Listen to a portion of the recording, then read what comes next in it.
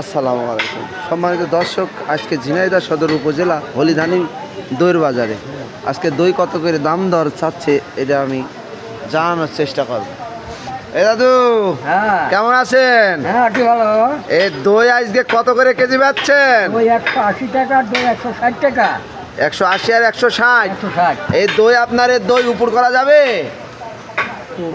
উপর হয়? হ্যাঁ, হয়, ওই হই দেখান তুই দেখান হয়, দিন, হয়, দই হয়, বলে উপর হলে ভালো হয় কোনটা দেখি দেখান। কোন কয়ার দেখান একটা উপর করে। এই যে দই পড়ে যাবে না তো? এ দাদু, এ দই পড়ে যাবে না তো? না না না না দই পড়ে যাবে না, ভালো করে দেখান। এইটা ওরে আল্লাহ, দই পড়লো না কারণ কি দাদু? হ্যাঁ এই কি আর হ্যাঁ, ভালো দই এই জন্যই, ভালো দই এই জন্যই পড়ে না। 200 টাকা কেজি।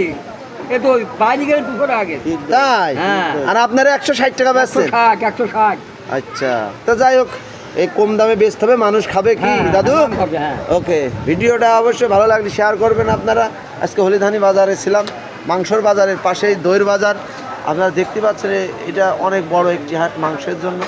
তো আপনারা চলে আসবেন এই হলিধানি মাংসর বাজার থেকে। আমি মোহাম্মদ শাহিন রেজা, মিট মার্কেট মাংসর বাজার পেজ থেকে এতক্ষণ ভিডিওটি করলাম, আপনাদের দেখানোর চেষ্টা করলাম, দইয়ের বাজার সর্বশেষ জানালাম।